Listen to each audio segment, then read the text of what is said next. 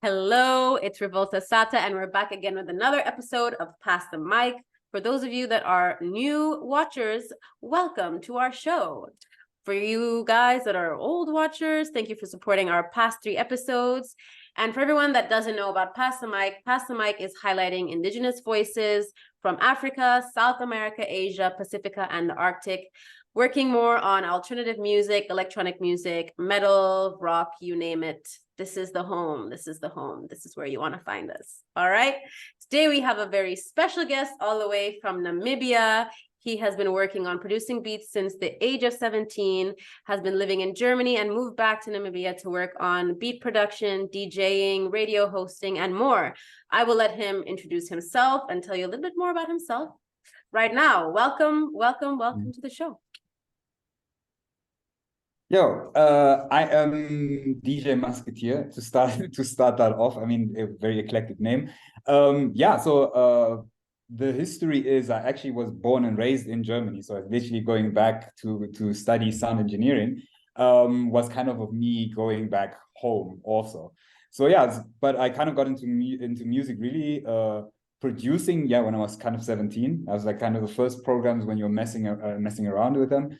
EJ was the program, so I was just putting puzzle pieces together, and EJ, it's like one of those old school programs. Only if you would know.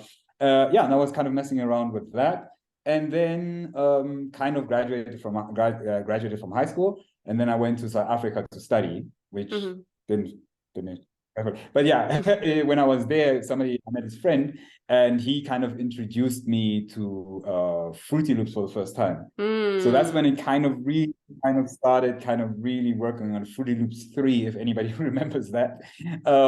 So that was like really the start of actually making beats.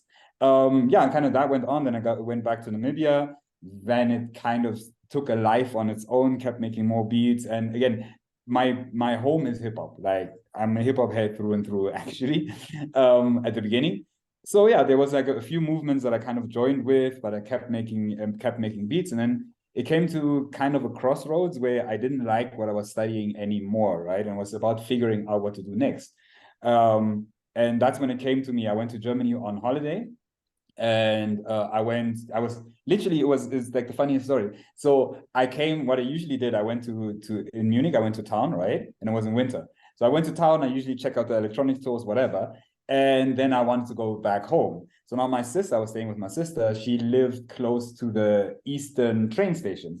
So now it was snowing and it was cold. So I was like, I could walk like 10 minutes because I just ran out and I missed the bus. So it's like, I could walk, but I was like, nah, I don't want to walk. I'll wait for the next bus. I'll be healthy next today. Bus is coming. I'll be fine. I won't do that. I'll be lazy today, right? So I went to this, I had like 15 minutes to kill. So I went to this like magazine store, like this bookstore that had all these magazines. And I started paging through some of the sound magazines. And literally I was flipping through it. And I ended up on this page which had the school SAE on it. So I was like, what is that?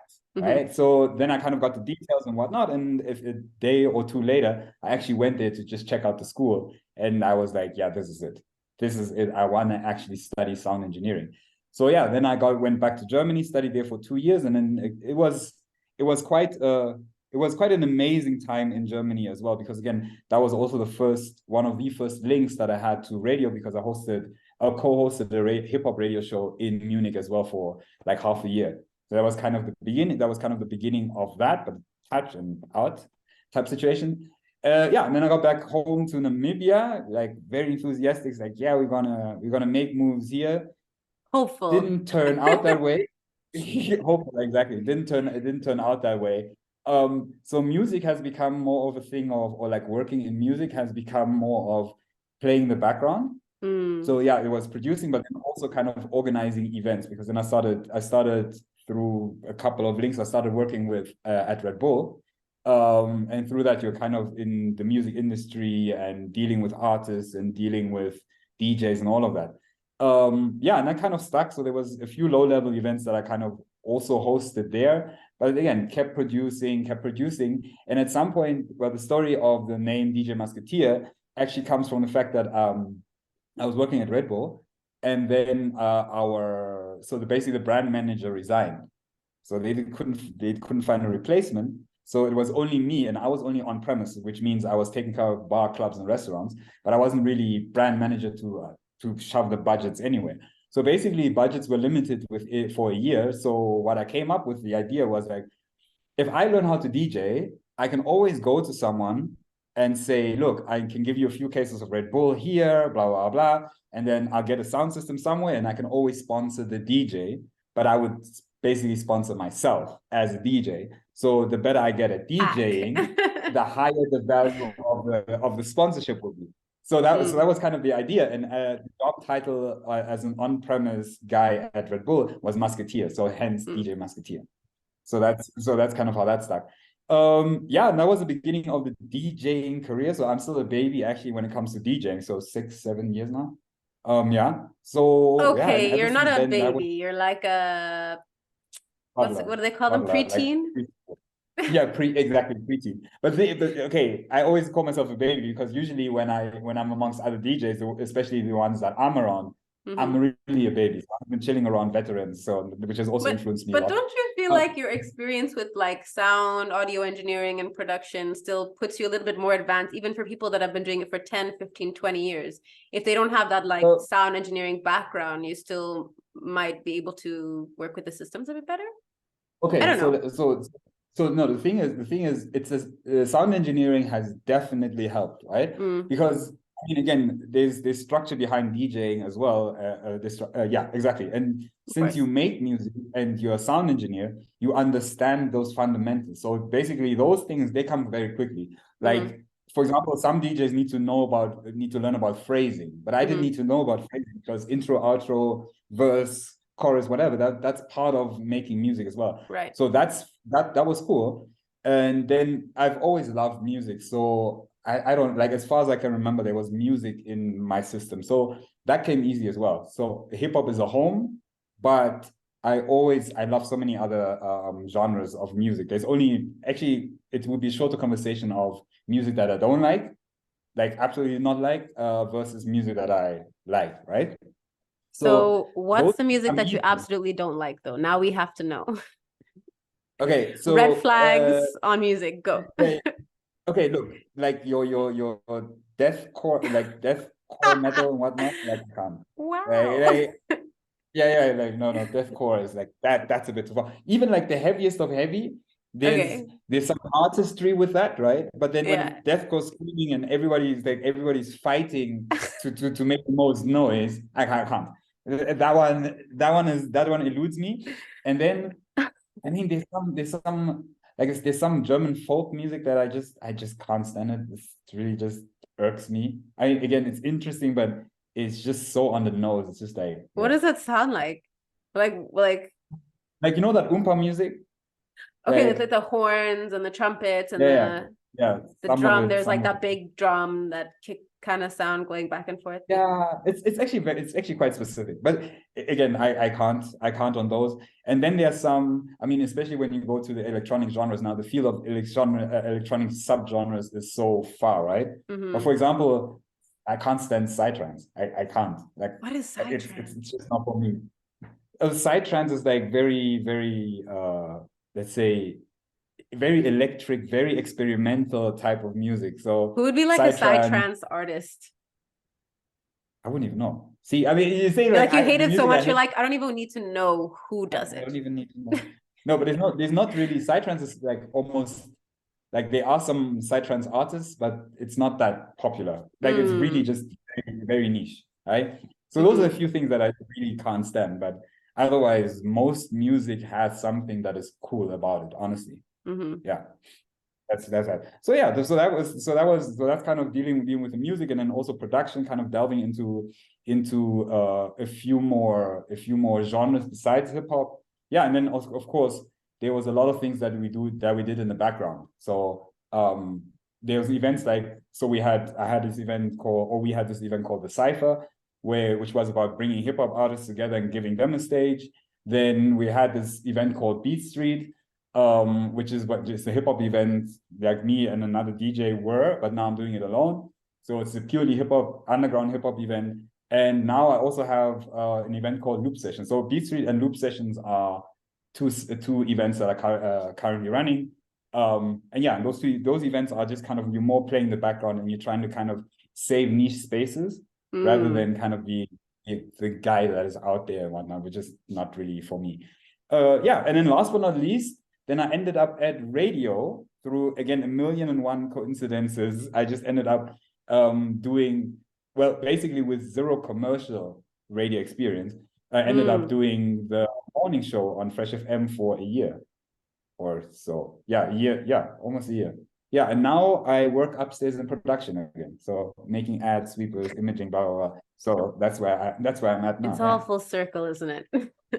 It all goes full circle. Nobody knows I don't know what's next in terms of, I don't know what's next in terms of music. I mean, I've come quite a bit. I mean, sometimes I look back and say, yo, it's been a lot, but who knows what comes next, really. Yeah. All right. Thanks for sharing that. Yeah, that's good. It's great to learn a bit more about you. Like I know you from, we've done a couple things together, a couple events together and stuff. I don't know really like you, what's the story behind you? So that's great to learn more.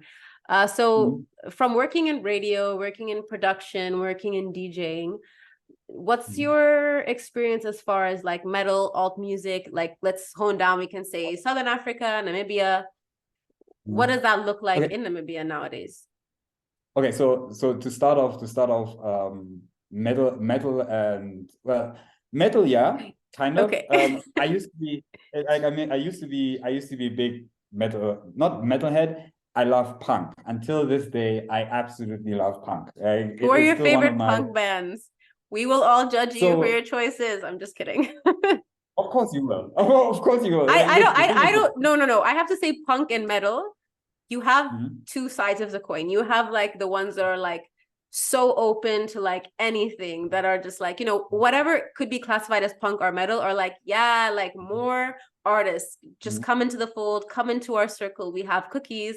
But then of course you have the gatekeepers that are like, oh, that's not the proper way to do a breakdown, that's not the way the riff should sound.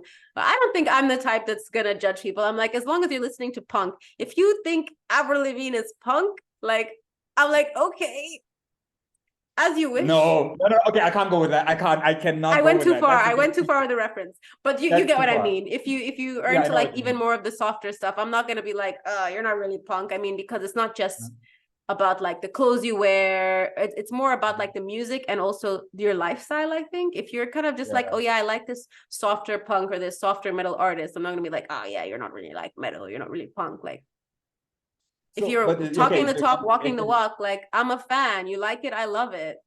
Who are we listening to? So again, like, I think Avril Lavigne is a bit. I mean, that was. It was just an extreme. Yeah. So, but the thing is, like, look, I'll go with my favorites. Till this day, Green Day, Offspring, Billy Talent. Recently, so it's one of the newer rock bands. But my ultimate favorite punk rock band is actually a German one called the Ärzte. So that's like, when it comes to punk rock, you're gonna have to share. You're gonna have to share. I've never heard of that band. Well, I don't listen to much German punk, but the After. Yeah, die Ärzte, like the doctors, but in German. Oh, that's German. I was like, the Afters. What? Yeah, okay. Yeah. Send it to me. I'm down to check it out.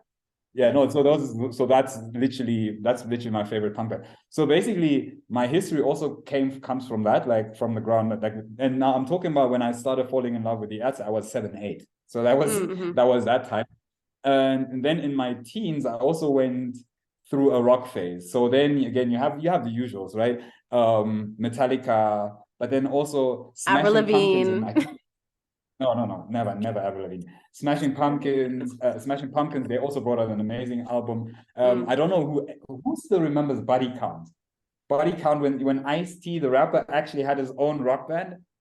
Did he? Then of course, Body Count. Okay. It's raunchy. It's raunchy shit. Like, really, I need to write this down somewhere. Ice-T had a rock band. First of all, my mind is blown. Right? Okay. Right. So then, of course, Rage Against the Machine, things like that, like things you would know, but things that also kind of delve in deeper. But then, of course, Korn, Follow the Leader, and Korn Issues.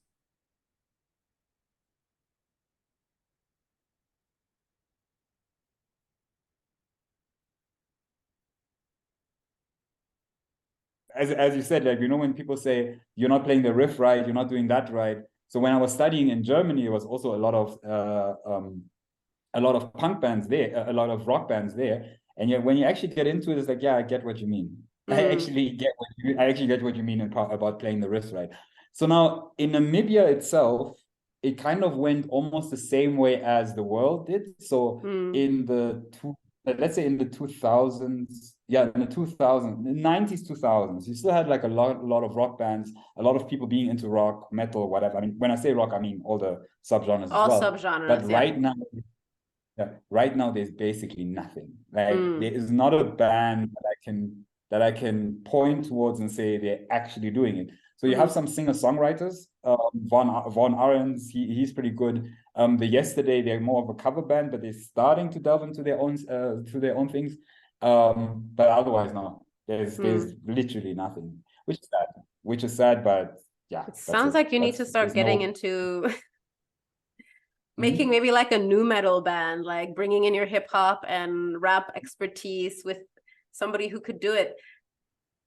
Which is like, yeah, kind of cool. But the thing is, like, who to do it with? Look, the point was, remember again, back in the day, it was such a cool thing that kids got together, especially teens, right? Yeah. Like, oh, you play the guitar, cool. I got a drum set, cool. We're a band now. You got another guitar, cool. We're a band now, right? No, you forgot the element, and you have a garage, and your parents don't care.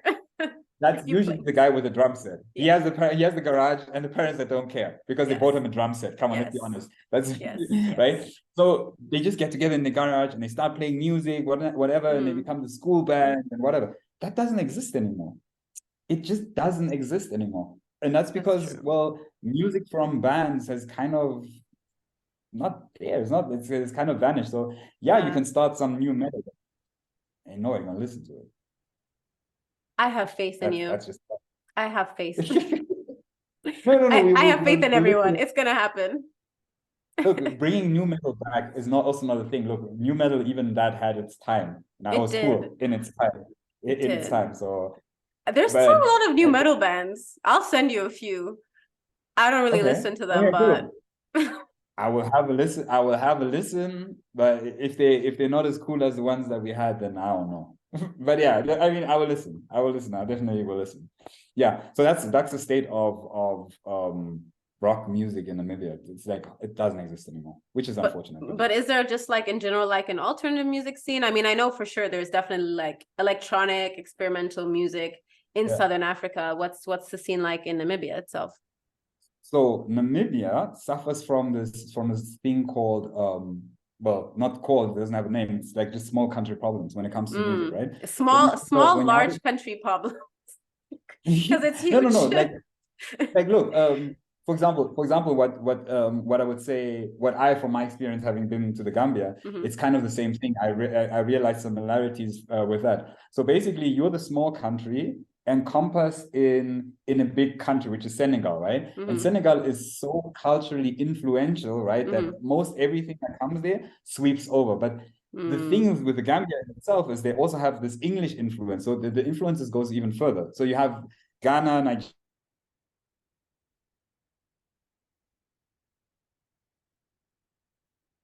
What's our popular music?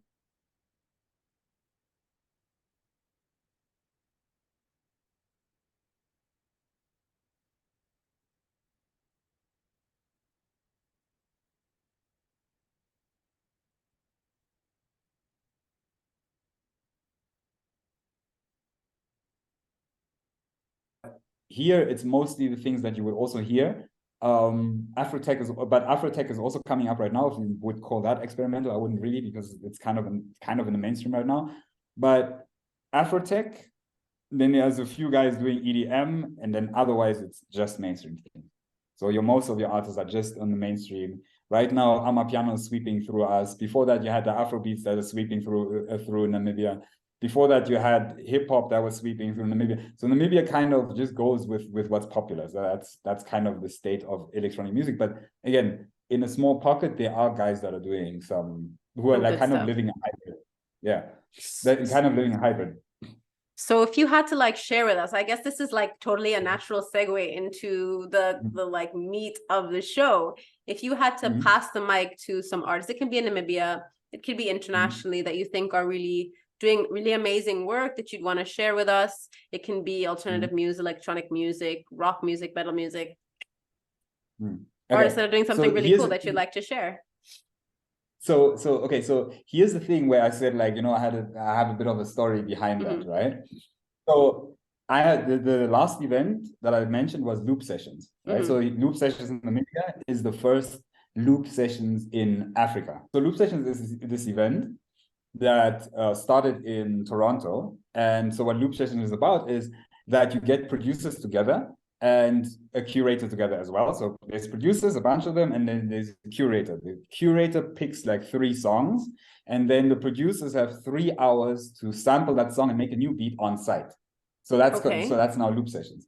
So basically, I've seen some. That's why I say there is an underground scene with Loop Sessions. There is an underground scene with guys doing like amazing things that you don't necessarily hear in the mainstream, and some of the things where you can't even put necessarily genres to it. Some guys are being very experimental, doing their own thing. So I would say the Loop Sessions crew. Those are the ones that you're looking at, but specifically there's this guy called Davichi. Davichi from he is not one Avicii's of those, evil cousin. No.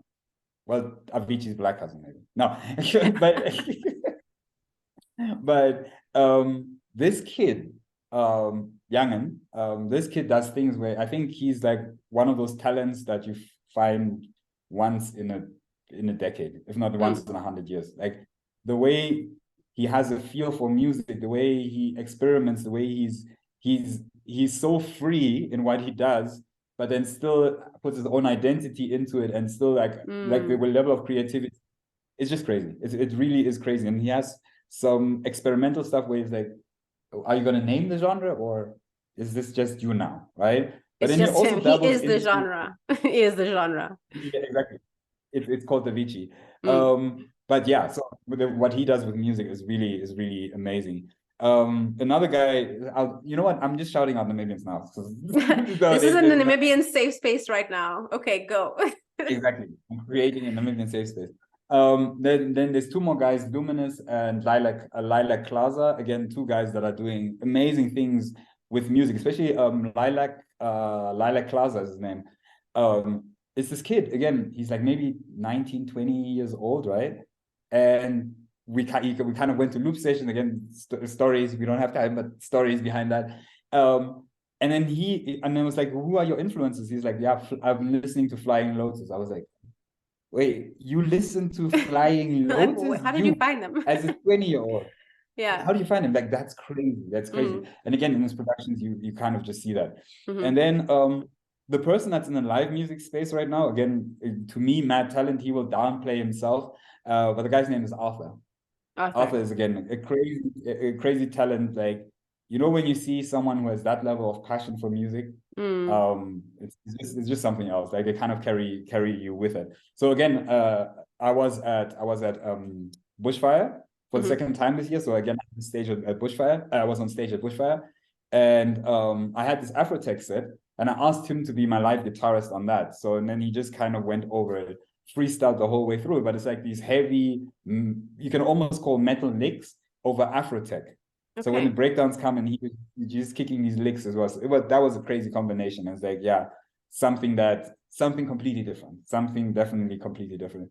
So those are the guys that I would shout out in Namibia right now, and in terms of electronic music. And you're gonna have to connect us after, give me those links so I can share with everybody and they can listen to this music. So if you had one thing to say as a closing statement, what would you say? What would I say as a closing statement? It's a big ask. Be kind. about look, what I would say, I mean, in general, because I mean, I'm saying like it's going out to the continent and whatever. To the world. To the world. So I'm saying like it's a funny space that we find ourselves in terms of in Africa right now. Mm. For the first time really properly, we have this genre that is sweeping across the continent and the world. I mean, I'm telling you, if Drake doesn't have an Amapiano song by the end of the year, then I don't know what's going on, right? And we have this, and you know, it's like in different spaces, you kind of have people reinventing the genre and whatnot, but somehow it's also a genre of conformity right now. Because again, when Amapiano is produced, it's one of those genres which is very much, so basically the log drum, right? The log drum, the sound, is a specific plugin in Fruity Loops. So the DX7 plugin, log drum, that's the setting. And that's the basis of all Amapiano. So if you have one instrument that is so prevalent in the genre, right, that it basically dictates everything else that comes from it, and where you, even when you kind of deviate, it says like, no, it doesn't sound like Amapiano, it's kind of difficult.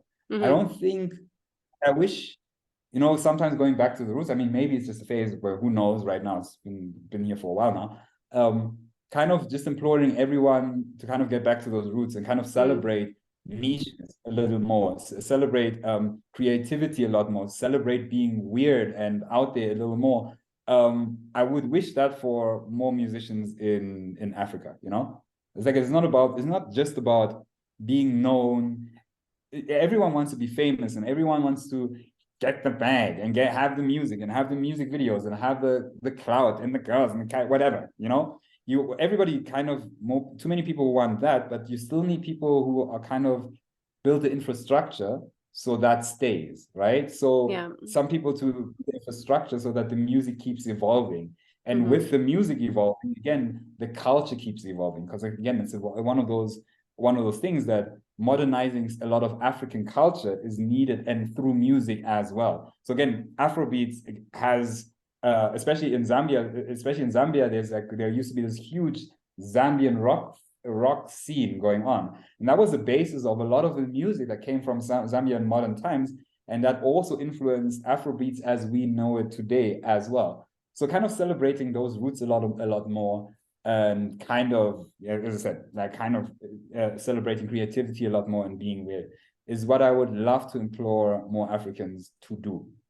And it is out there. I know that for a fact. It's just upon us to just celebrate it a lot more. Weirdos that would be come forth.